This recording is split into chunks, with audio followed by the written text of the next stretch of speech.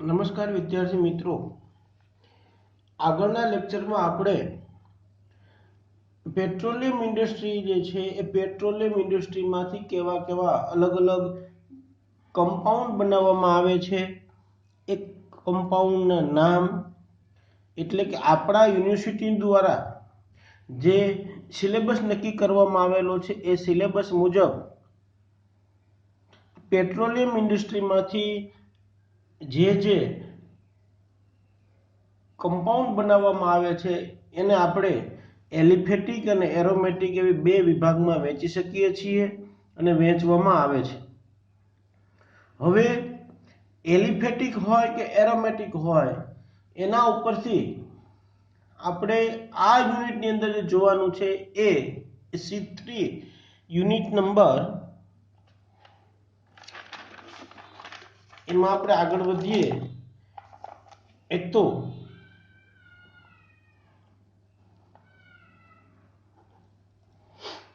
Unit number 3 IC504 industrial chemistry paper number 504 એનું છે unit number 3. આ યુનિટમાં એલિફેટિક એન્ડ એરોમેટિક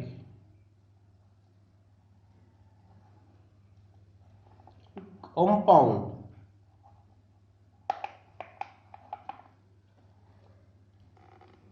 જે પેટ્રોલિયમ ઇન્ડસ્ટ્રીમાંથી જે કમ્પાઉન્ડ મળે છે એ કમ્પાઉન્ડમાં એલિફેટિક હોય અથવા એરોમેટિક હોય. તો હવે આજે આપણે જે ઇન્ડસ્ટ્રીયલ પ્રોડક્શન છે એમાં એલિફેટિક ઉપર આપણે આગળ વધીએ છીએ. એલિફેટિકમાં પણ C3 compound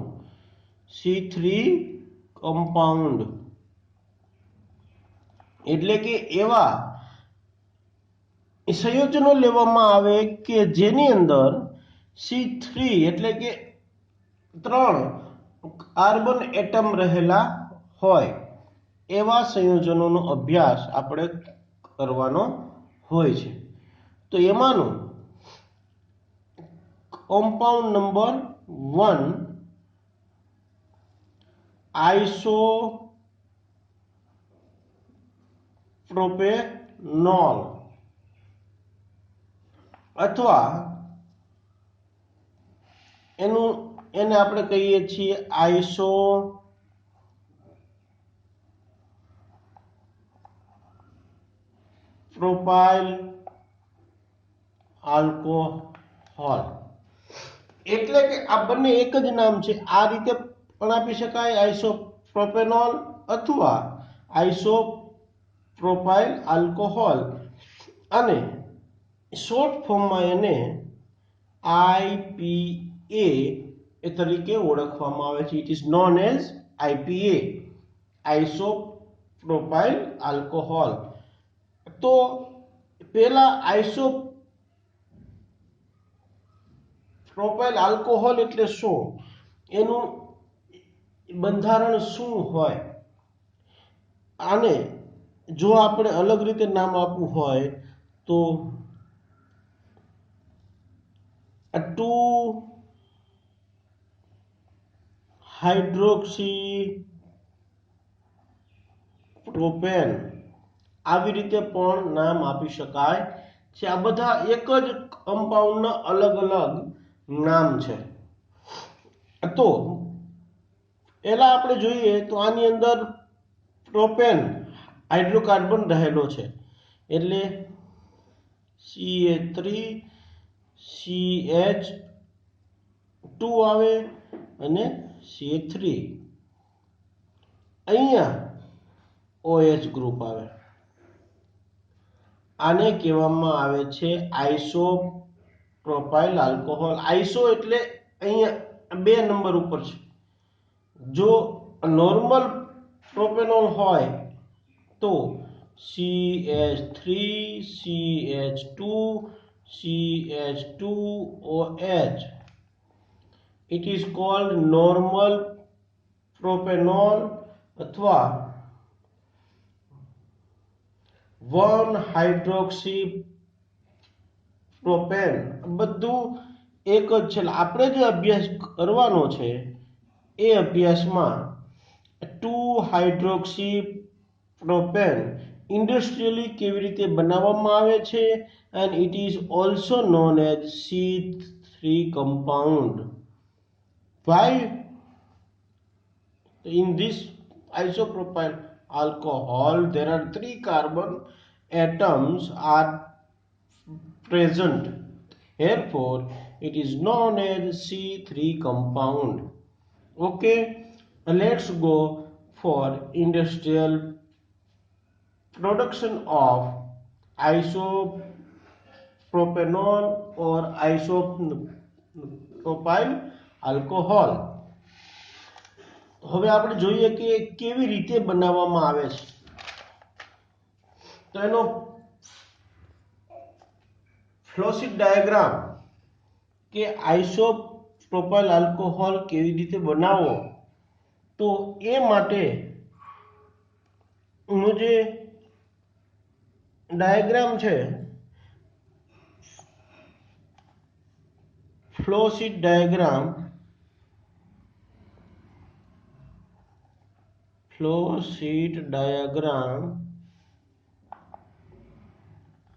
of isopropanol or isopropyl alcohol. તો હવે આપણે જોઈએ કે કેવી રીતે બનાવવામાં આવે છે.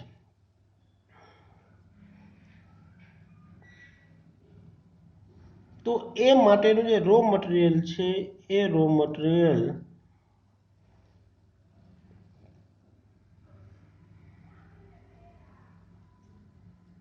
પ્રોપિલિન રિફાઇનરી,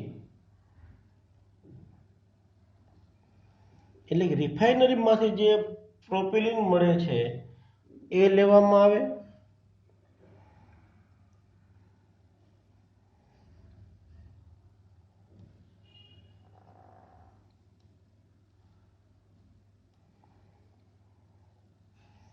એનું દબાણ છે,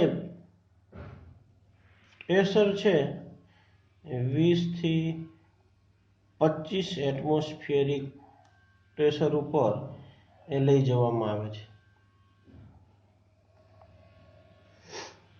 ત્યાંથી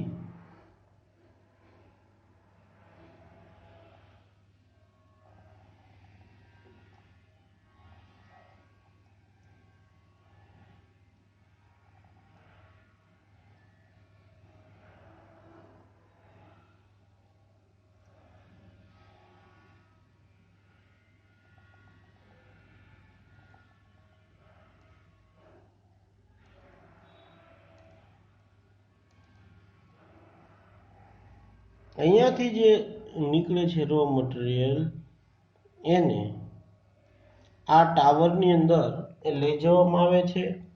આ ટાવરને એબ્સોર્પ્શન ટાવર કહેવામાં આવે છે. It is called absorption tower.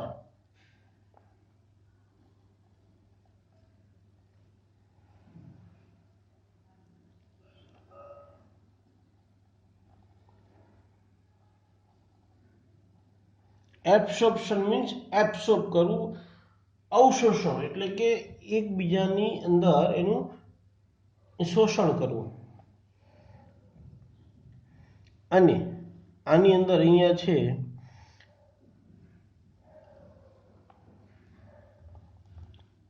70% H2SO4,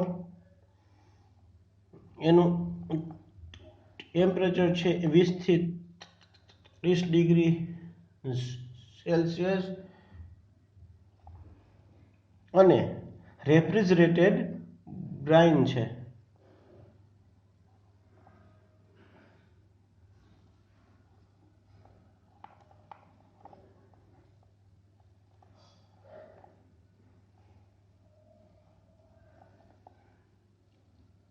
right end.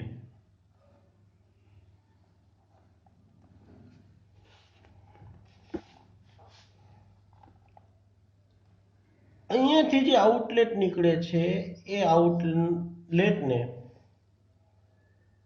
હાઇડ્રોલાઇઝર સ્ટરરમાં લઈ જવામાં આવે છે.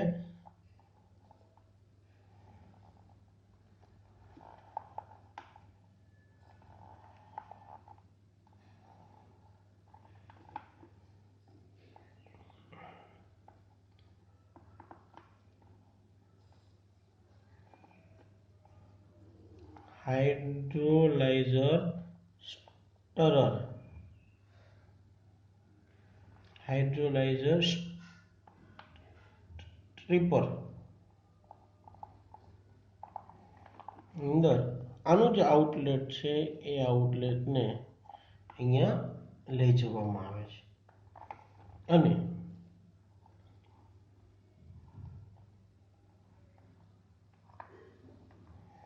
અહીંયા એક પંપ રાખેલો હોય.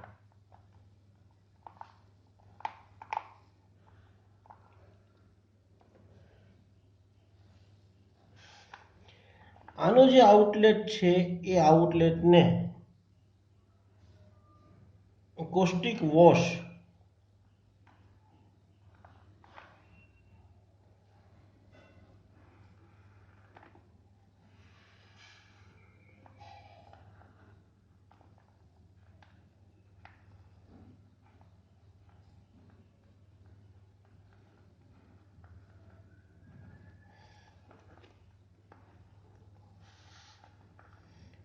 it is called neutralizer.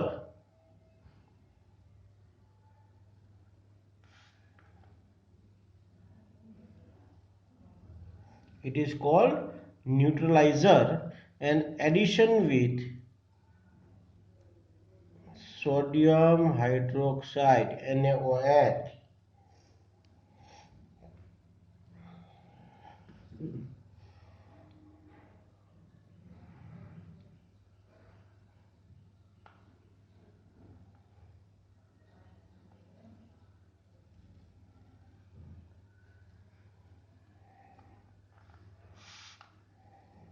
અને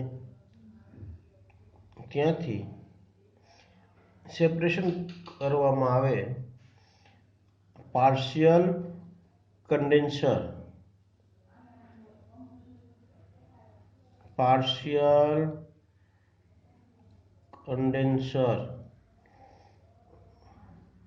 C3 કમ્પાઉન્ડ છે એનું પાર્શિયલ કન્ડેન્સર કરવામાં આવે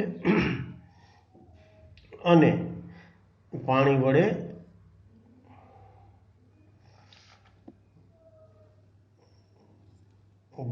વોટર વોશ આપવામાં આવે. અહીંયા એડિશન ઓફ H2O એ થાય અને અહીંયાથી જે અનરિએક્ટેડ છે એ અનરિએક્ટેડ બધું અહીંયા રો મટીરિયલ જે કંઈ પણ અનરિએક્ટેડ હોય એને રો મટીરિયલમાં ફરી વખત એડ કરવામાં આવે છે અને એનો ઉપયોગ એ સેકન્ડ ટાઈમ થઈ શકે છે. અહીંયાથી જે અલગ થાય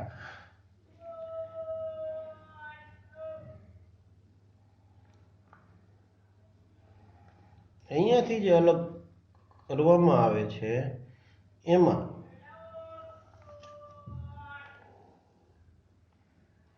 જો આપણે આગળ વધીએ તો ઈથર કોલમની અંદર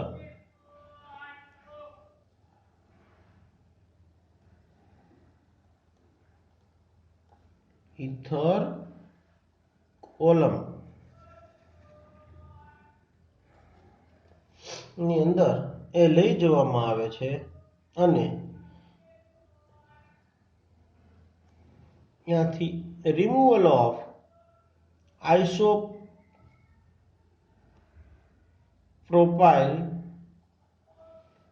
ઈથર ને અલગ કરવામાં આવે છે અને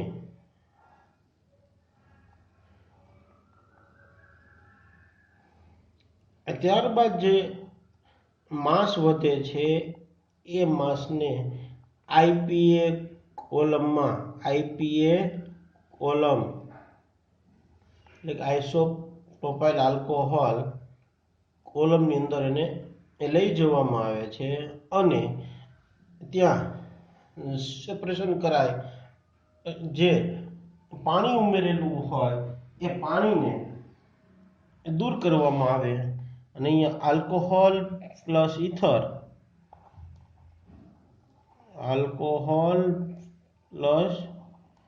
ઇથર હોય અને અહીંયાથી જે આપણને મળે છે એમાં 99% આઈપીએ આઇસોપ્રોપાઇલ આલ્કોહોલ. હવે આ આખું જે ચાર્ટ છે, ફ્લોશીટ ડાયાગ્રામ છે, એનો જો આપણે અભ્યાસ કરીએ તો આપણને ખ્યાલ આવે છે કે raw material of isopropyl alcohol is propylene. It means CH3 CH double bond CH2. It is called propylene.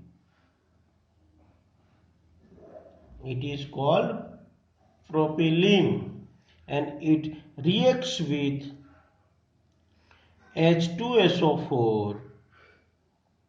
It reacts with H2SO4 and it gives CH3 2 times CHOSO3H.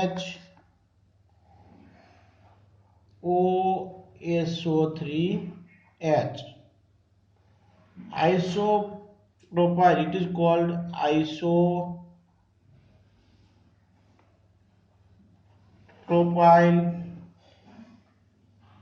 acid sulfate.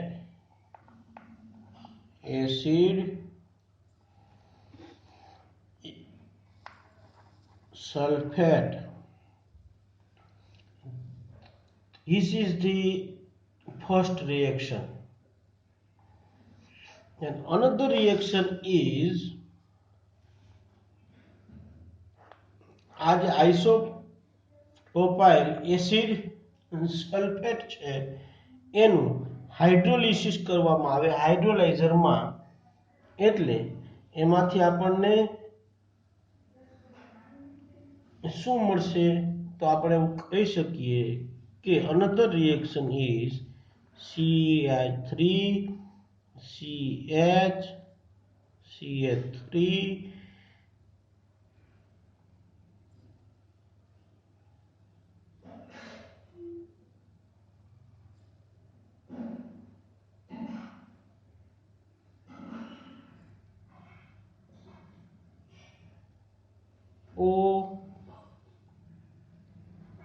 SO3H plus H2O.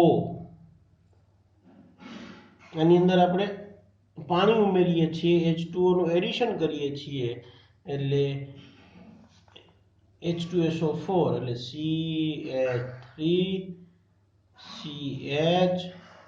CH3 and H2SO4 આમાં ઉમેરીએ એટલે OH અહીંયાથી આ તૂટે અને અહીંયા OH થાય અને H2SO4 રિમૂવ થાય. Removal of H2SO4. This reaction is divided into two parts.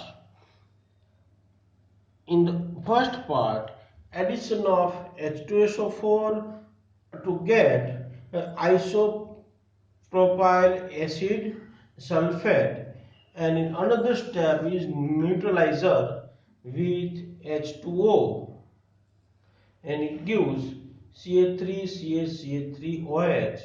It is called isopropyl alcohol. હવે આપણે ચાર્ટ છે, ચાર્ટ ઉપર જો આપણે આગળ વધીએ કે આપણે રો મટીરિયલમાં શું લીધેલું છે, પ્રોપિલિન. એ જે રિફાઇન કરેલું છે, રિફાઇનરીમાંથી આપણને મળેલું છે, એને એક સ્ટોરેજ ટેન્કની અંદર એનું સ્ટોરેજ કરવામાં આવે અને અત્યારનું દબાણ છે, એટમોસ્ફેરિક પ્રેશર છે, 20 to 25 એટમોસ્ફેરિક પ્રેશર ઉપર એ રાખવામાં આવે. ત્યાંથી H2SO4 ટાવર છે, એબ્સોર્પ્શન ટાવરની અંદર રાખેલું છે H2SO4, 70% H2SO4. It means this propylene એટલે કે રો મટીરિયલ છે, એમાં H2SO4 આપણે એડ કરીએ છીએ એટલે એસિડિક મીડિયમમાં જે H2SO4 નું એડિશન થાય છે પ્રોપિલિનમાં અને આપણને જે ઉત્પન્ન થાય છે એ આઇસોપ્રોપાઇલ એસિડ સલ્ફેટ, ત્યાંથી જે આઉટલેટ મળે છે એ આઉટલેટને હાઇડ્રોલાઇઝરમાં એને હાઇડ્રોલિસિસ કરવામાં આવે, H2O પાણી ઉમેરવામાં આવે. પાણી ઉમેરીએ એટલે એનું હાઇડ્રોલાઇઝર સ્ટીપરમાં એનું હાઇડ્રોલિસિસ છે એ થાય અને H2SO4 છે એ H2SO4 દૂર થાય અને હાઇડ્રોજન છે ત્યાં ઉમેરાય છે. હવે અહીંયાથી જે આપણને એ મળે છે એનું NaOH ની હારે, કારણ કે અહીંયા જે છે એસિડિક હોય, H2SO4 છે ઉત્પન્ન થાય છે, તો એ H2SO4 ને દૂર કરવા માટે, ન્યુટ્રલાઇઝ કરવા માટે NaOH વાળું કોસ્ટિક વોશ આપવામાં આવે છે, જેથી કરીને H2SO4 હોય, H2SO4 NaOH ની હારે એ ન્યુટ્રલ થઈ જાય છે. એટલા માટે આ જો કોસ્ટિક વોશનો ટાવર છે એને ન્યુટ્રલાઇઝર કહેવામાં આવે છે અને ન્યુટ્રલાઇઝરમાંથી જે આપણને માસ મળે છે એ માસનું કન્ડેન્સર વડે સેપરેશન કરવામાં આવે અને એ સેપરેશન કરીને જે આપણું આલ્કોહોલ અને ઇથર હોય એ આલ્કોહોલ ને ઇથર અમુક અંશે એ બનેલું હોય તો એને અલગ લઈ જવામાં આવે છે અને એ સિવાયનું અનરિએક્ટેડ જે રો મટીરિયલ હોય એ અનરિએક્ટેડ રો મટીરિયલને પાણી વડે વોશ આપવામાં આવે છે અને સેપરેટ આઉટ કરી અને જે અનરિએક્ટેડ પ્રોપિલિન હોય એને આપણે રીયુઝ માટે અહીંયા એ લઈ શકીએ છીએ and it is reused. અહીંયાથી જે આપણને આલ્કોહોલ અને ઇથર મળે છે, mixture of alcohol and ether. How can we separate out? It is alcohol and it is ether. So first of all we will separate a isopropyl ether, isopropyl ether.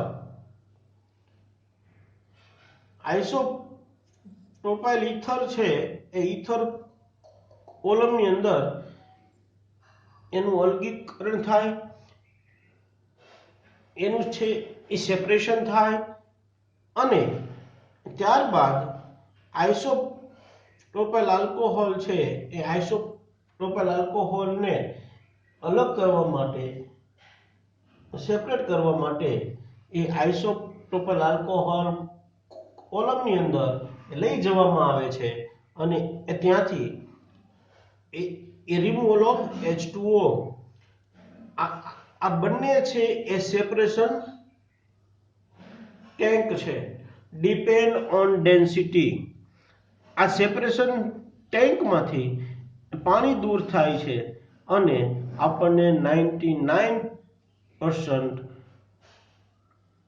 Pure હોય એવો આઇસોપ્રોપાઇલ alcohol છે એ આપણને મળે છે. તો આ આઇસોપ્રોપાઇલ alcohol એનો ઉપયોગ શું છે?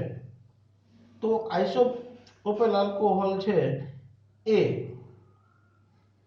અત્યારના આ યુગની વાત કરીએ તો સૌથી વધારે આઇસોપ્રોપાઇલ આલ્કોહોલનો ઉપયોગ છે એ સેનિટાઈઝર બનાવવા માટે, એ સિવાય માઇક્રો ઓર્ગેનિઝમ હોય એને મારવા માટે, એટલે કે સ્ટરીલાઇઝેશન કરવાનું હોય એમાં આઇસોપ્રોપાઇલ આલ્કોહોલ ખૂબ ઉપયોગી છે. અને ત્યારબાદ ઇન્ડસ્ટ્રીયલી એપ્લિકેશન જો આપણે જોઈએ તો ઇન્ડસ્ટ્રીયલી આઇસોપ્રોપાઇલ આલ્કોહોલ છે એ કોઈ પણ ઇન્સ્ટ્રુમેન્ટ હોય, એ ઇન્સ્ટ્રુમેન્ટની સર્કિટ હોય એ સાફ કરવા માટે, અને ઇન્ડસ્ટ્રીમાં એમાંથી આગળ એક પછી એક આપણે સ્ટેપમાં આગળ વધીએ તો એમાંથી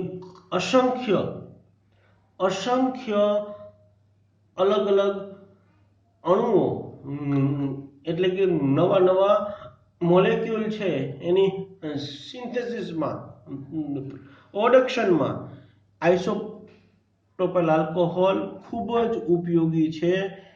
એટલે આજે આપણે વાત કરેલી છે કે C3 કમ્પાઉન્ડ છે, C3 કમ્પાઉન્ડમાં first and important compound IPA, isopropyl alcohol, એનો આપણે અભ્યાસ કરેલો છે. ઓકે, તો આજનું આ લેક્ચર છે એ આપણે અહીંયા પૂર્ણ કરીએ છીએ. આઇસોપ્રોપાઇલ આલ્કોહોલ નું ફ્લોશીટ ડાયાગ્રામ અને એની રિએક્શન, એટલે કે કેવી રીતે એ બનાવવામાં આવે છે એ આપણે આજે જોયેલું છે. અને હવે આવતા લેક્ચરમાં આનાથી આગળનો કમ્પાઉન્ડ છે એ આપણે જોવાનો છે. Okay, thank you very much.